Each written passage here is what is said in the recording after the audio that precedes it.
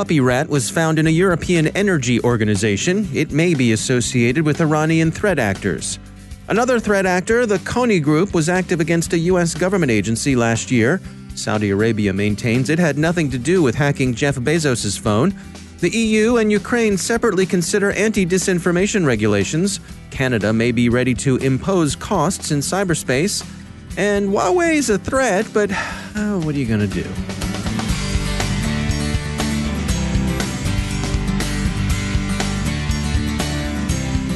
And now a word from our sponsor, Privacy Guard. By now, you might have heard of the scary stats of how many times identity theft happens, and of data breaches happening to big companies that you might have done business with. But Privacy Guard members can have more peace of mind. Privacy Guard takes privacy personal. Protecting your privacy means protecting the integrity of your name, your reputation, and your identity. Privacy Guard is a comprehensive, personalized privacy protection service that helps protect you from identity theft. Privacy Guard's public and dark web scanning will keep an eye on your private information. Plus, with Privacy Guard's 24/7 triple bureau credit monitoring, you can be alerted if a certain change to your credit score occurs, which could be an indication of identity theft. Your identity and privacy belong to you. Privacy Guard works to help keep it that way. To learn more, go to privacyguard.com. That's privacyguard.com. And we thank Privacy Guard for sponsoring our show.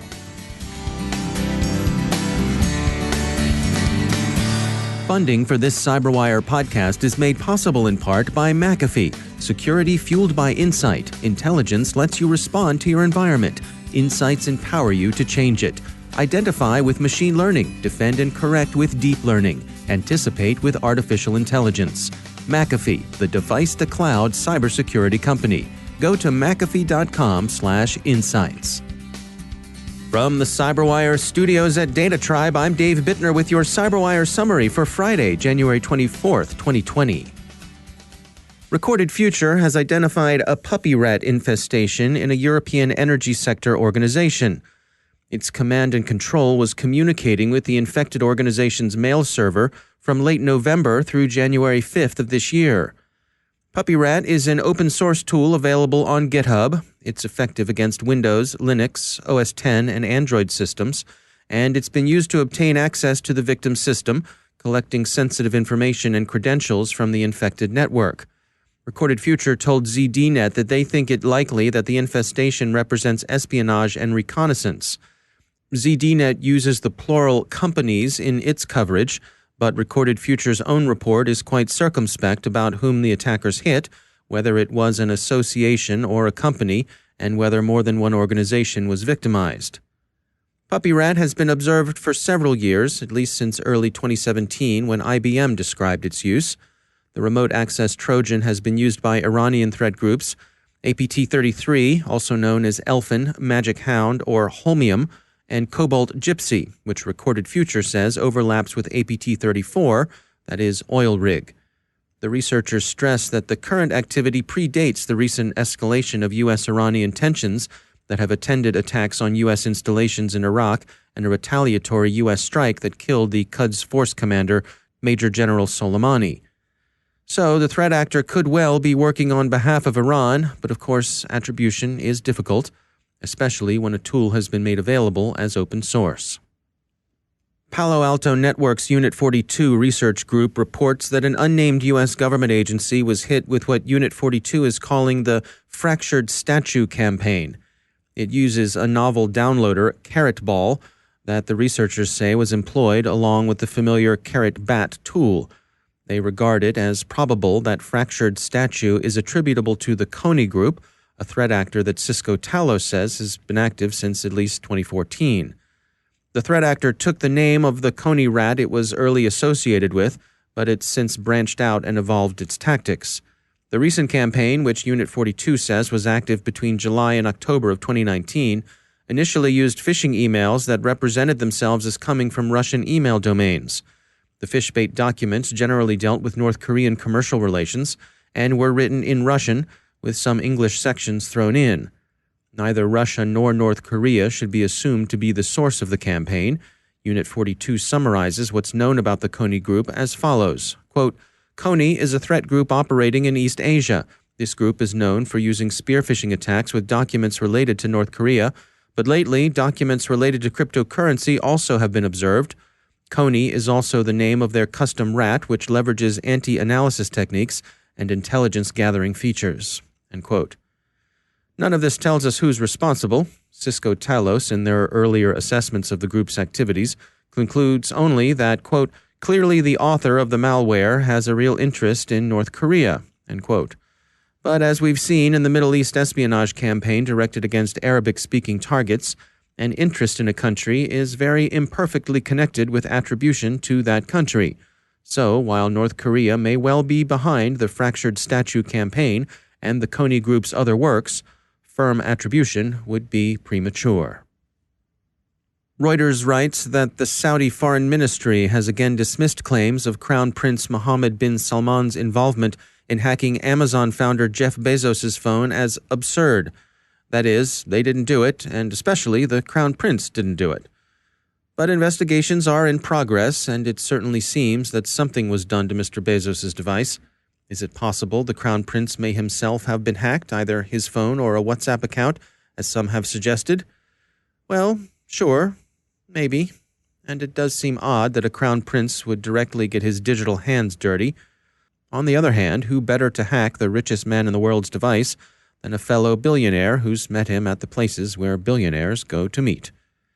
In any case, as BuzzFeed notes, Saudi-aligned Twitter accounts have been doing a lot of anti-Bezos woofing, with accusations of insincerity concerning his expressions of mourning for the late Jamal Khashoggi, a discreditable personal life as evidenced by the intimate pictures someone provided to the National Enquirer, and so on. BuzzFeed thinks the accounts doing the tweeting are a part of a coordinated and inauthentic campaign, presumably directed from Riyadh. So does the United Nations Special Rapporteur on Extrajudicial Killings.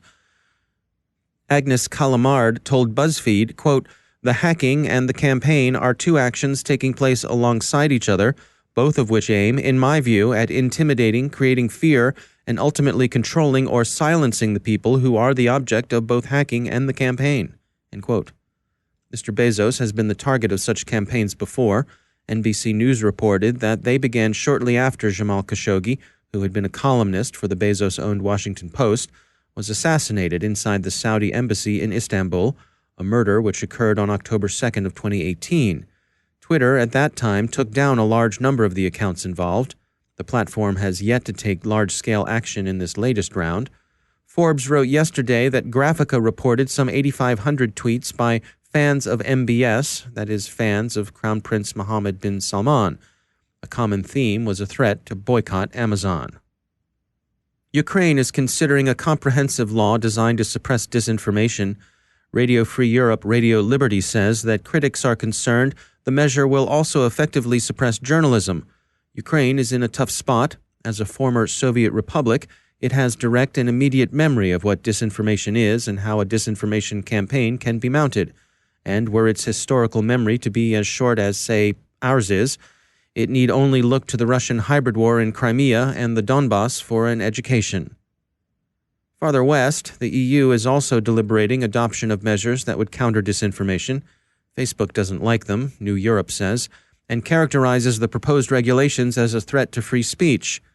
To be sure, that's not exactly what the lawyers call an admission against interest, but put the ad hominem aside and consider, how are you going to legislate against disinformation without doing the violence to free speech Facebook warns against? Licensed journalists? If that's the goal, there's useful advice to be had from the neighbors to the east, say, around Moscow. Canada's government is preparing to impose costs on those responsible for cyber attacks on the Dominion, according to 660 News. The bad actions in cyberspace on which costs might be imposed would presumably include the sort of influence operations the Canadian Centre for Cybersecurity has been warning against.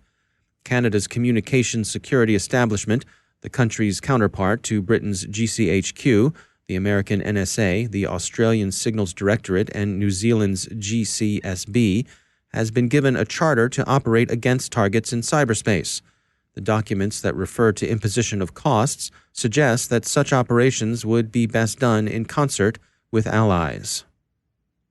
And finally, The Economist looks at Huawei and concludes it's a threat, but says the risks can be managed. That's roughly what the UK seems ready to do, permitting Huawei into 5G networks, but only in less sensitive peripheral regions and only in the context of ongoing security vetting.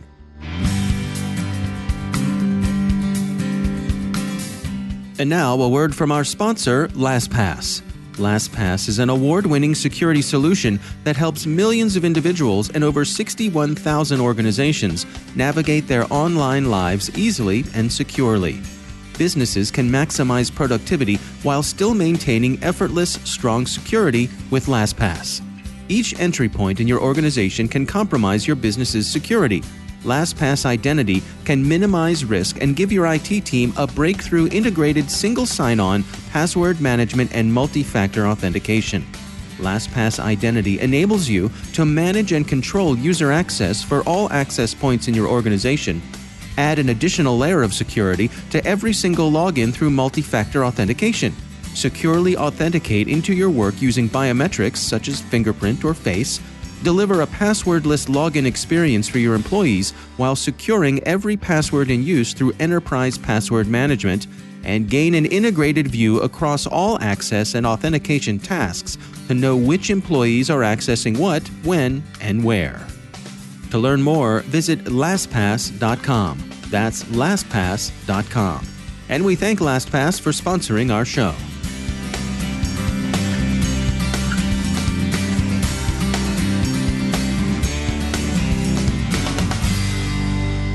And joining me once again is Justin Harvey. He's the Global Incident Response Leader at Accenture. Justin, always great to have you back. It is that time of year where I am obligated by my role as a podcast host to ask you, what are your predictions for 2020? What do you see on the landscape as we jump into this new year? Well, first off, I want to say Happy New Year to you and your listeners. So getting that out of the way. So starting here with 2020 predictions. The first is that I believe that ransomware will, of course, continue and evolve in 2020. In fact, I am not sure that we've actually seen the peak of these style of attacks around the world.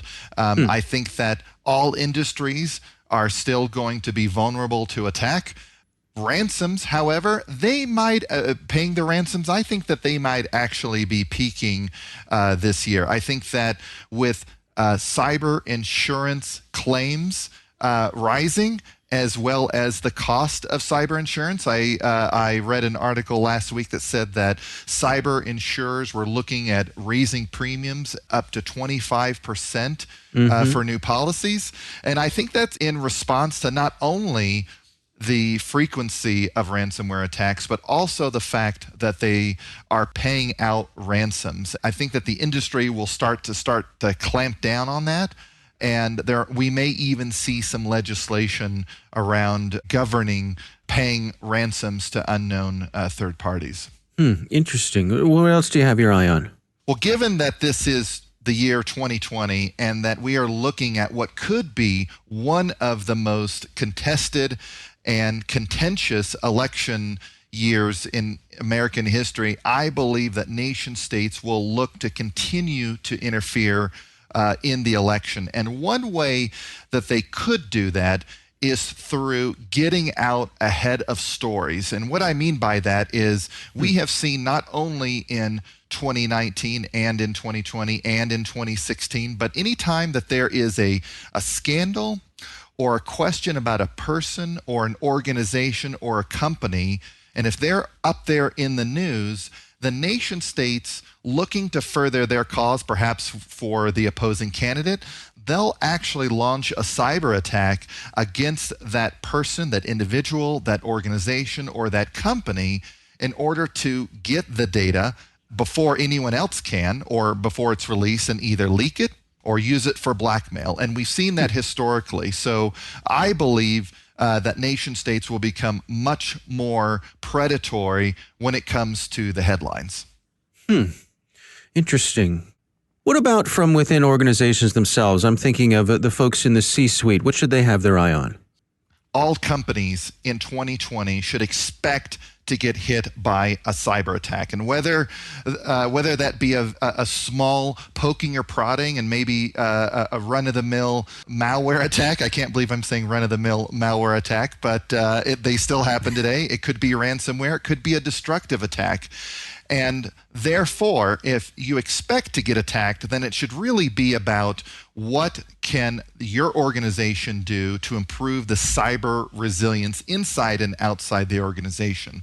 And what I mean by that is cyber resilience is the ability to detect and respond to a cyber attack and then get back to business as soon as possible. So that's number one. Everyone should expect to be attacked and be ready for it. It should be absolutely no surprise to the C-suite, the board, or even the security teams. The second priority that the C-suite, particularly CISO, should be focusing on is automation. There are simply not enough skilled workers out there. We are all fighting for them. So being able to automate a lot of the rote processes within your security workforce would be a great next step or a great next area of investment. And also building upon that, managed security services. We are seeing an upward trend on more and more global organizations pivoting to managed security services for the same reason as automation. There simply are not enough people out there to keep up with the growing demand and the growing attack surface. Everyone's going to the cloud, but with the cloud comes new technologies, new ways to monitor, and new threats. So it is important to have a managed service there standing by, ready to help you out. All right, plenty to think about as we look down the highway towards this new year. As always, Justin Harvey, thanks for joining us. Thank you.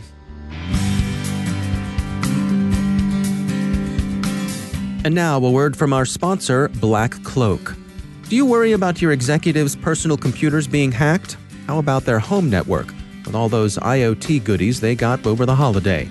Or credential stuffing attacks because of their password reuse? Executives and their families are targets, but unlike the corporate network, they have no cybersecurity team to back them up. Instead of hacking the company with millions of dollars worth of cyber controls, hackers have turned their attention to the executive's home network and devices which have little to no protection. Black Cloak closes this gap in your company's protection. With their unique solution, the cybersecurity professionals of Black Cloak are able to deploy their specialized controls that protect your executives and their families from hacking, financial loss, and privacy exposure. Mitigate these risks that could lead to a corporate data breach or reputational loss. Protect your company by protecting your executives. To learn more and partner with Black Cloak, visit blackcloak.io. That's blackcloak.io. And we thank Black Cloak for sponsoring our show.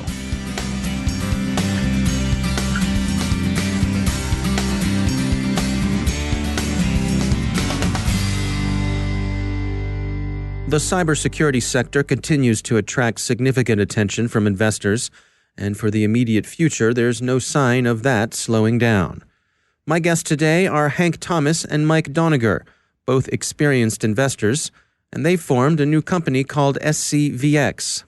Their plan is to bring a funding mechanism known as a SPAC to cybersecurity, which they say is new to the space. So a SPAC, Special Purpose Acquisition Corporation. That's Mike Doniger. Is essentially a blank check company. So what it is we raise a blind pool of capital on Wall Street in the form of an IPO. And by definition, you're not allowed to know what you're going to buy. There's very strict rules behind that.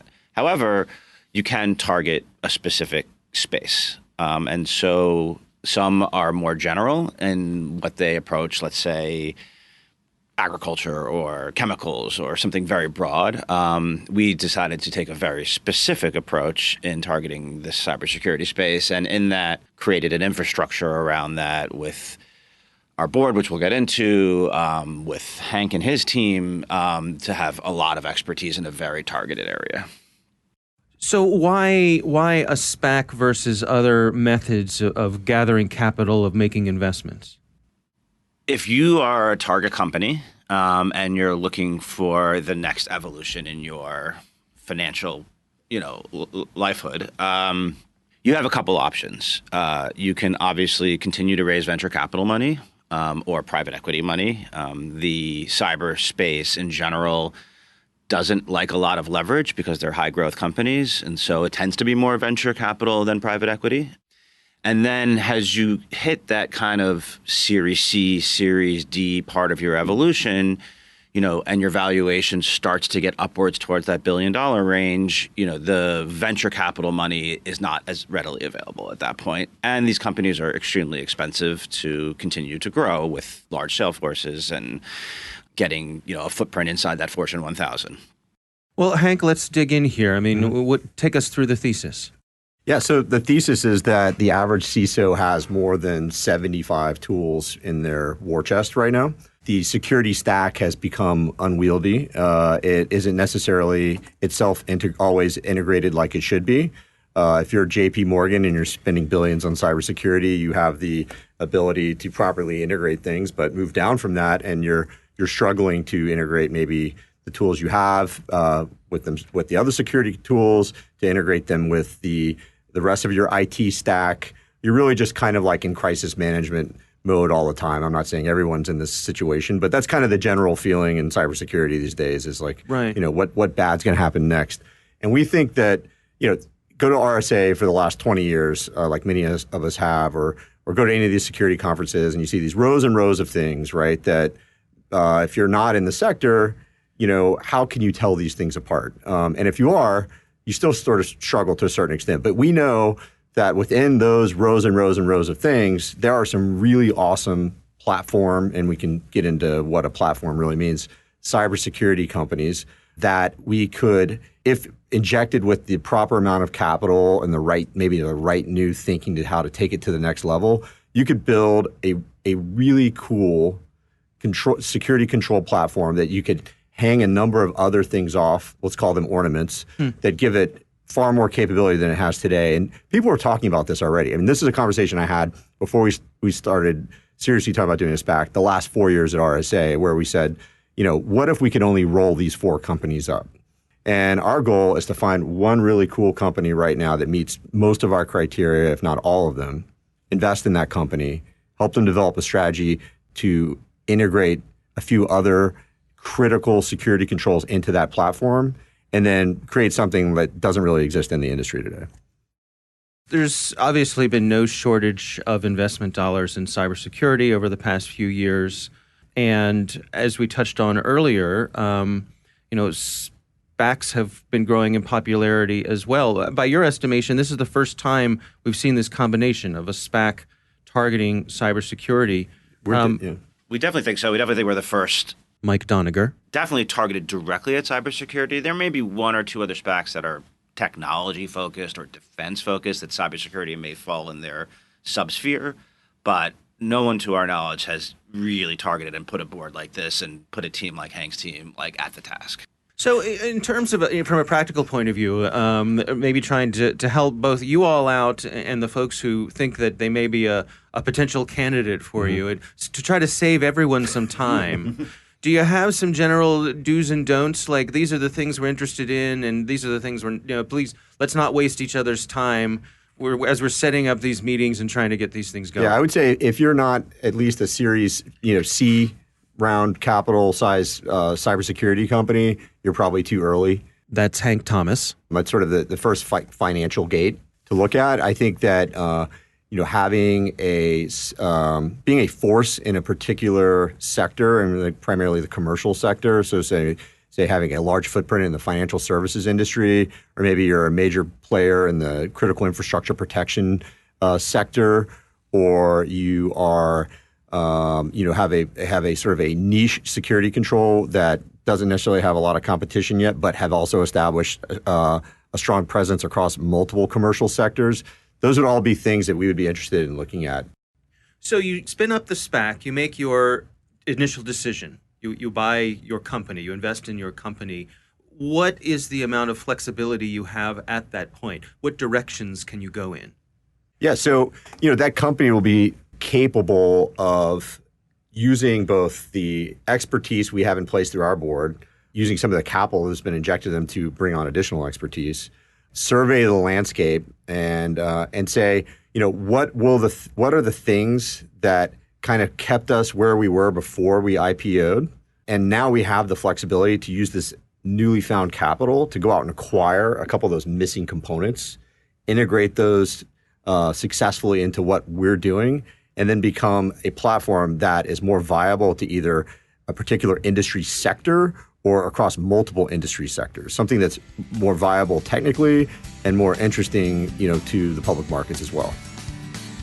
That's Hank Thomas and Mike Doniger from SCVX. We'll have an extended version of my interview with them running here in the next few days. Do check it out.